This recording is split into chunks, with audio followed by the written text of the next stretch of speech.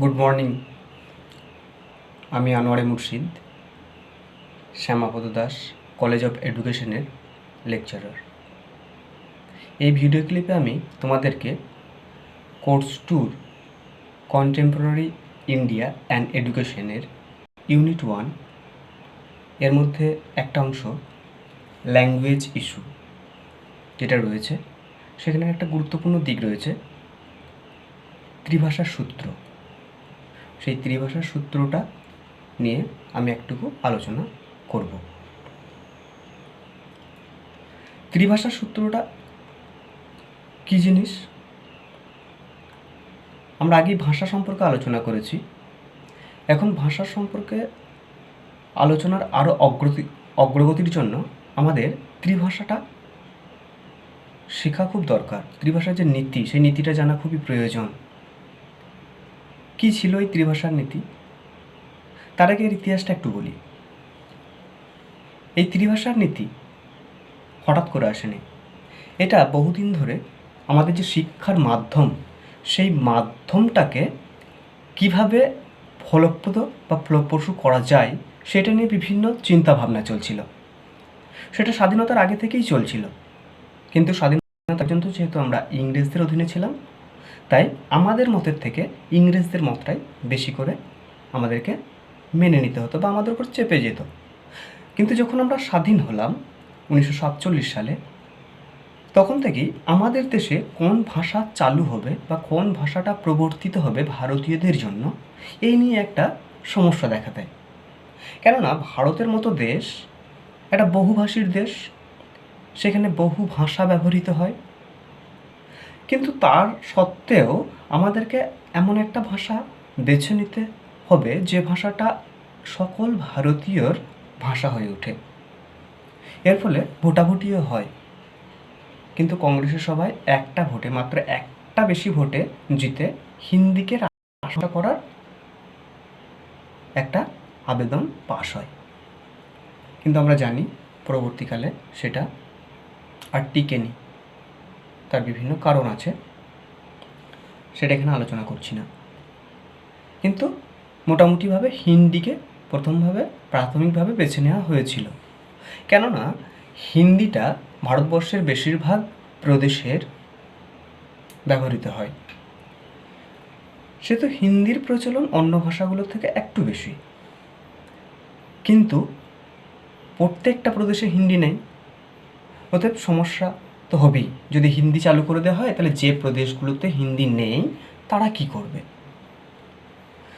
তখন এই যে সমস্যাগুলো সৃষ্টি হয়, সেই সমস্যা থেকে বেরিয়ে আসার জন্য স্বাধীনতার পরেই আমাদের যে শিক্ষা কমিশনটা গঠিত হচ্ছে, বিশ্ববিদ্যালয় কমিশন বা রাধাকৃষ্ণন কমিশন 1948-49-এ, সেখানে যে শিক্ষানীতি নিয়ে আলোচনা করা হচ্ছে, সেই নীতিতে এই ভাষা নিয়ে, ত্রিভাষা নিয়ে সামান্য একটু আলোচনা হলো, কিন্তু অতটা গুরুত্ব পেল না।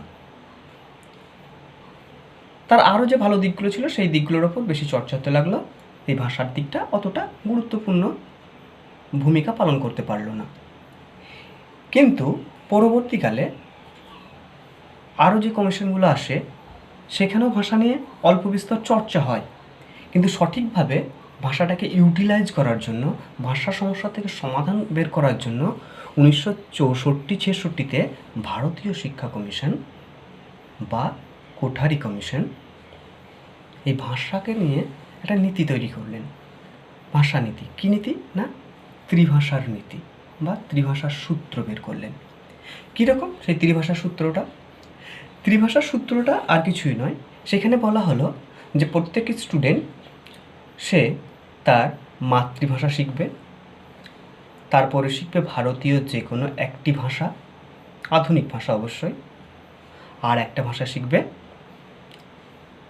ইংরাজি বা বিদেশি যে কোনো একটি ভাষা। এই তিনটে ভাষা সে শিখবে। এবার তিনটে ভাষা শেখার ক্ষেত্রে কিছু কিছু আরও নিয়ম রয়েছে, যেমন যে অঞ্চলগুলোর মাতৃভাষা হিন্দি তারা কি করবে, যে অঞ্চলগুলোর মাতৃভাষা হিন্দি নয় তারা কি শিখবে, এই নিয়ে আরও কিছু ভাগ সেখানে করা হয়েছিল। সেগুলো আরও বিস্তারিত পড়লে আমরা জানতে পারবো। কিন্তু আমি এখানে এই যে ত্রিভাষার কথা বলা হলো যে একটা মাতৃভাষা, তার সঙ্গে রাষ্ট্রের যে কোনো একটা আধুনিক ভাষা এবং তার সঙ্গে বিশ্বের যে কোনো একটা আধুনিক ভাষা আমাদেরকে শিখতে হবে, বা শিখলে আমরা এই ভাষা সমস্যা থেকে বেরিয়ে আসতে পারবো। তাহলে কী করে বেরিয়ে আসতে পারবো সেটা একটু দেখে নিই। এই যে ভাষা সমস্যা, সেইখান থেকে যে সমস্যা সৃষ্টি হয়েছে সেইটা দূরীভূত করার জন্য আমরা যদি এই ত্রিভাষার সূত্রটাকে মেনে নিই, তাহলে দেখতে পাই যে একজন ভারতীয় হিসাবে আমার যে ভাষার সমস্যাগুলো হচ্ছিল সেটা আর হবে না। কীরকমভাবে? ধরা যাক আমরা বাঙালি, অর্থাৎ আমাদের মাতৃভাষা হলো বাংলা। তাহলে আমার মাতৃভাষাটাকে আমি শিখবো বা জানবো, বাংলাটাকে, এবং বাংলাটাকে শিখে কী করব না, আমার যে বাউন্ডারি অর্থাৎ পশ্চিমবঙ্গ বা যে যে জায়গায় বাংলা রয়েছে সেই সমস্ত জায়গাগুলোতে আমি বাংলাটাকে অনায়াসে ব্যবহার করে আমার ভাষার সমস্যার সমাধান করতে পারি। কিন্তু যখনই আমি বাংলার বাইরে যাব, যে প্রদেশগুলোতে হিন্দি রয়েছে বা অন্য কোনো ভাষা রয়েছে বা ইংরেজি রয়েছে, সেইগুলোতে কী হবে? তার জন্য আমাকে দ্বিতীয় ভাষা শিখতে হবে। দ্বিতীয় ভাষা কি না? হিন্দি। তাহলে আমি বাংলা আমার প্রথম ভাষা বা মাতৃভাষা, তাই আমি দ্বিতীয় ভাষা হিসেবে কী শিখবো? না, হিন্দি। কিন্তু যার প্রথম ভাষাটা হিন্দি, সে কী শিখবে? সে তখন ভারতীয় অন্য যে কোনো একটা ভাষা শিখে নিতে পারে যেটার বেশি প্রচলন রয়েছে। সেটা নিয়ে পরে আলোচনা করা যাবে, বা এই বিষয়ে এখন বলছি না। এইবার আমি বাঙালি, আমার মাতৃভাষা শিখলাম, তারপরে শিখলাম হিন্দি। হিন্দিটা ভারতবর্ষের বেশিরভাগ জায়গাতেই প্রচলিত, অতএব আমি হিন্দিটা যদি শিখে যাই তাহলে আমার গোটা ভারতবর্ষে যে যোগাযোগ ব্যবস্থা, সেই যোগাযোগ ব্যবস্থার সঙ্গে আমি অনায়াসে যুক্ত হতে পারি এবং সেখানে আমার যে ভাষার সমস্যা সেটা আর থাকছে না, দূর হয়ে যাচ্ছে।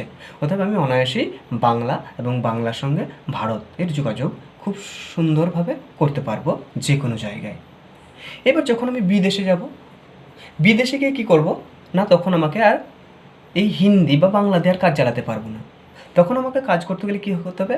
গ্লোবাল ল্যাঙ্গুয়েজ, অর্থাৎ গ্লোবাল ল্যাঙ্গুয়েজ হিসেবে স্বীকৃত ইংরাজিটা শিখতে হবে। তাহলে ইংরাজিটা যদি শিখে যাই তাহলে আমার কী হবে না, যখনই আমি ভারতবর্ষের বাইরে যে কোনো দেশে যাব তখন আমি ইংরাজিকে দিয়ে আমার যে ভাষা সমস্যা সেটা সমাধান করতে পারবো।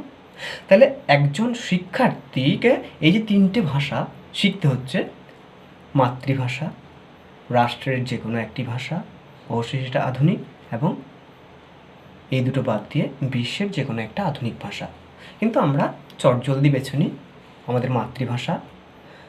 যাদের হিন্দি নয় তারা নিজের নিজের মাতৃভাষাটাকে নেয়, আর হিন্দিটাকে দ্বিতীয় ভাষা এবং বিশ্বের আধুনিক ভাষার মধ্যে থেকে ইংরেজিটাকে তৃতীয় ভাষা হিসাবে বেছে নিই।